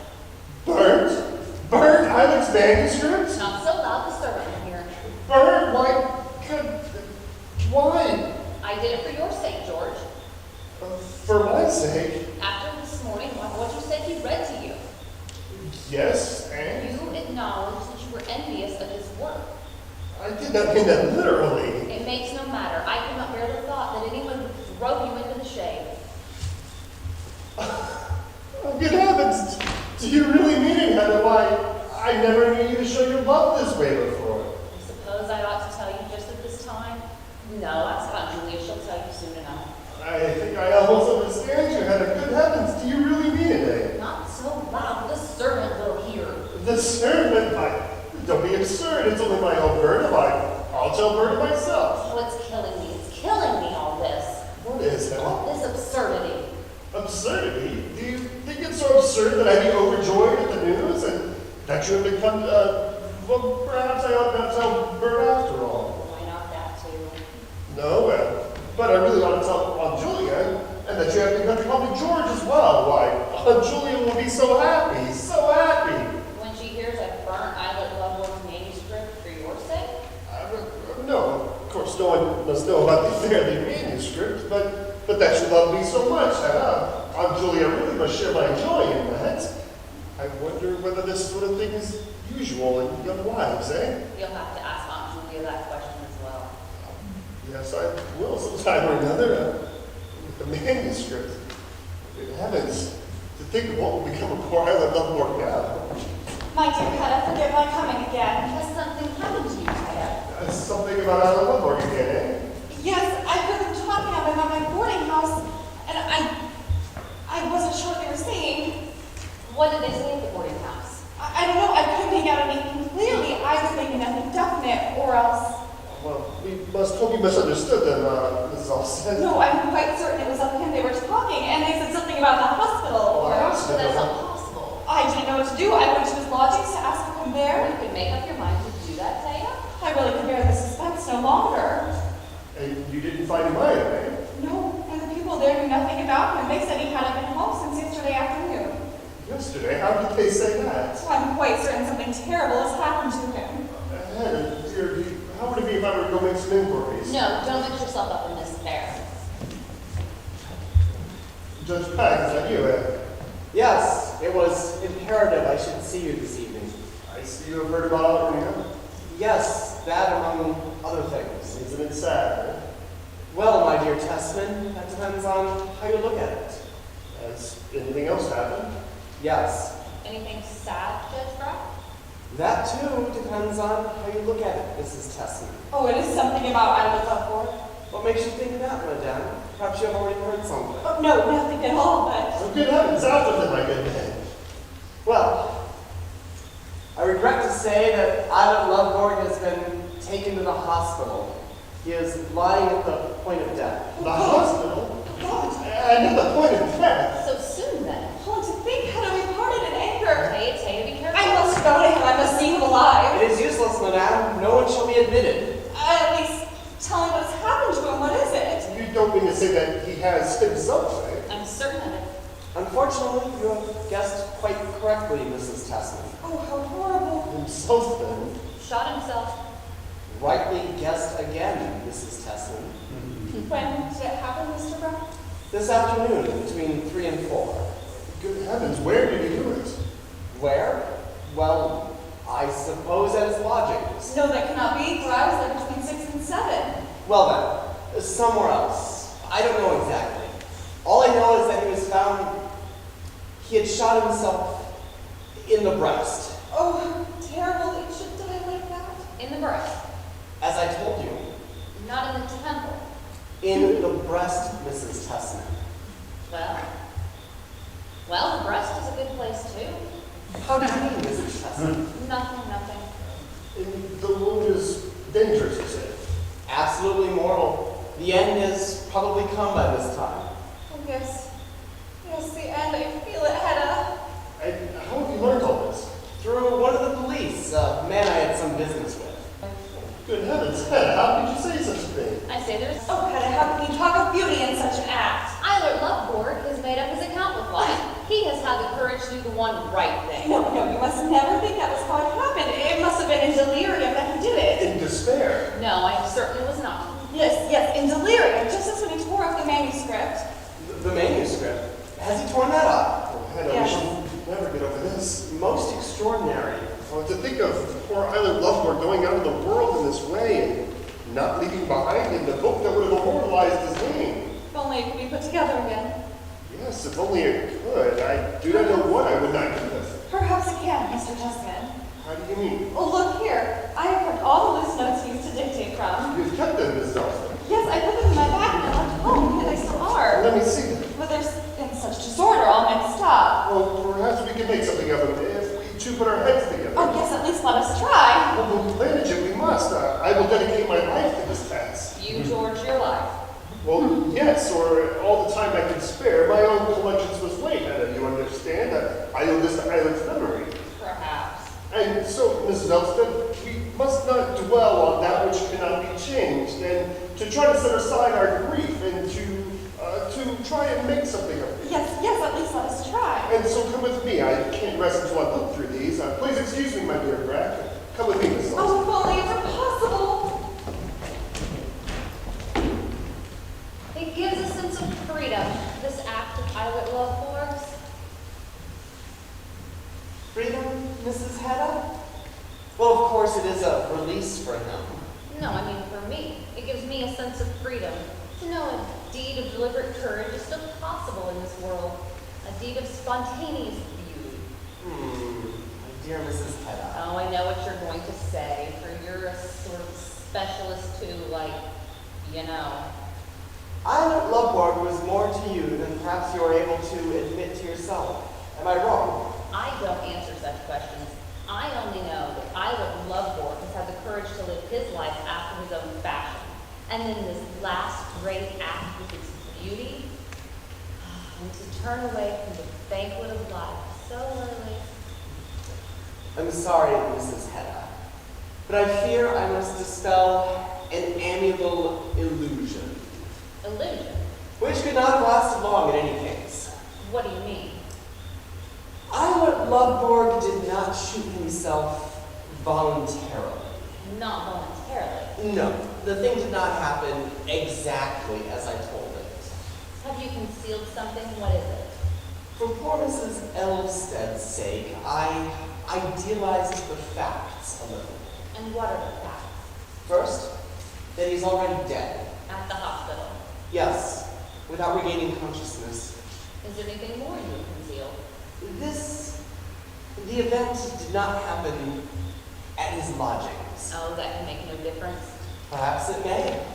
For I must tell you, Islet Loveborg was found shot in Mademoiselle Diana's boudoir. That's not possible. He couldn't have been there again today. He was there this afternoon. He went there, he said, to demand the return of something they had taken from him. Talked wildly about a lost child. Oh, so that's why.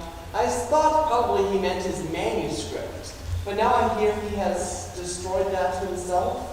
So I suppose he must have meant his pocketbook. Yes, he must have. So it was there he was found? Yes, there. With the pistol in his breast pocket, discharged. The ball had lodged in a vital part. In the breast, yes. No. In the bowels. That too? Oh, what is this curse that makes everything I touch turn ludicrous and mean? There's one point more, Mrs. Hedda. Another disagreeable feature of the affair. What's that? The pistol he carried, What of it? he must have stolen it. Stolen it? That is not true. He did not steal it. No other explanation is possible. He must have stolen it. Hush.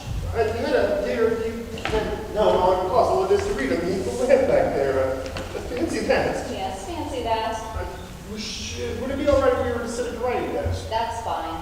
No, wait, let me clear it first. Oh, it's fine. There's plenty of room. I said let me clear it. I'll just take these things and I'll put them in on the piano. There.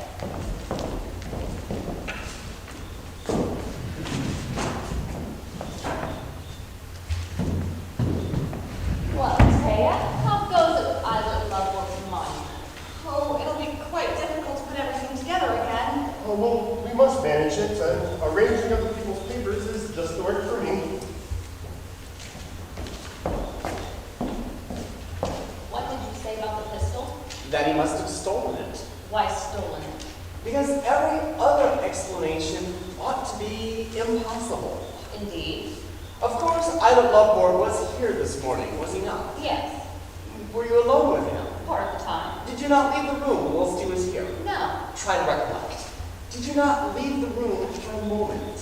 perhaps just a moment out in the hall. And where was your pistol case during that time? I had it locked in the Well, It was sitting there on the writing desk. and have you looked since to see whether both pistols are there?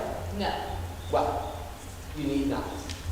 I saw the pistol found in Lovework's pocket, and I knew it at once as the one I had seen yesterday, and before, too. And have you it with you? No, the police have it. What will the police do with it? Search till they find the owner. Will they succeed? No, Hedda Gabler. Not so long as I say nothing. And if you do not say nothing, what then? There is always the possibility that the pistol was stolen. Death rather than that. And people say such things, but they don't do them. And supposing the pistol was not stolen and the owner is discovered, what then? Well, Hedda, then comes the scandal. The scandal? Yes, the scandal of which you are so mortally afraid. You will, of course, be brought before the court, both you and Mademoiselle Diana. She will have to explain how the thing happened, whether it was an accidental shot or murder. Did the pistol go up as he was trying to take it out of his pocket to threaten her with? Or did she tear the pistol out of his hand, shoot him, and then push it back into his pocket? That would be quite like her, for she is an able-bodied young person, this same Mademoiselle Diana. But I have nothing to do with all this repulsive business. No. But you will have to answer the question. Why did you give Eilert the pistol? And what conclusions will people reach from the fact that you did give it to him? That is true. I did not think of that. Fortunately, there is no danger. So long as I say nothing. So then I am in your power, Judge Brack. I'm at your beck and call from this time forward. Dearest Hedda, believe me, I shall not abuse my advantage. But I'm in your power nonetheless. Subject to your will and your demands. A slave. A slave, then. No, I cannot endure the thought of that. Never. People generally get used to the inevitable. Yes, perhaps. So how are you getting on, George? Eh? Good heavens knows, it will take the work many months anyway. Fancy that. Doesn't it seem odd to you, Tay, that you're sitting here with Tessman the same way you used to sit with Isla Loveboard? If only I could inspire your husband in the same way. Oh, that too will come in time. Yes, do you know, I really think I am beginning to feel something of the sort. But won't you go sit with Judge Brack again, dear? Can I not do anything for the two of you? Oh, no, nothing in the world. Judge Brack, I trust you to look after Hedda. With the greatest of pleasure. Thanks. But I feel tired. I think I'll go into the other room and rest. Oh, yes, Hedda, do. What is that? Hedda, don't go playing music just now. Think of Rena and poor Eilert. And of Aunt Julia and all the rest. Don't worry. After this, I'll be quiet. It's not good for her to see us at this distressing work. I tell you what, Mrs. Elston, you shall take the spare room at Aunt Julia's house, and then I shall come and visit you in the evening, and there we shall do our work together. I hear what you are saying, Tessman, but how am I to do my evenings out here? Oh, I dare say Judge Brack will be so kind as to look in on you, even though I am out. Every blessed evening, Mrs. Tessman, with all the pleasure in life. You and I will get along capitally, we two. Yes, don't you flatter yourself we will, Judge Brack, now that you are the one cock in the basket. Now she's playing with those pistols again. Shot herself with a temple, fancy that. Good God! People don't do such things.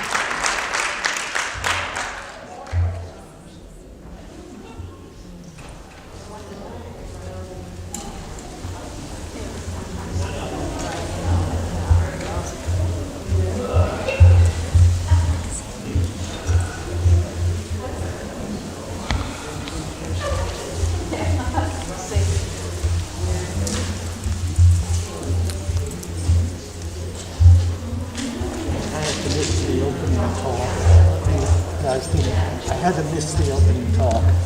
You guys don't announce the suicide hotline, do you? That might be a good idea if we could do it after the show.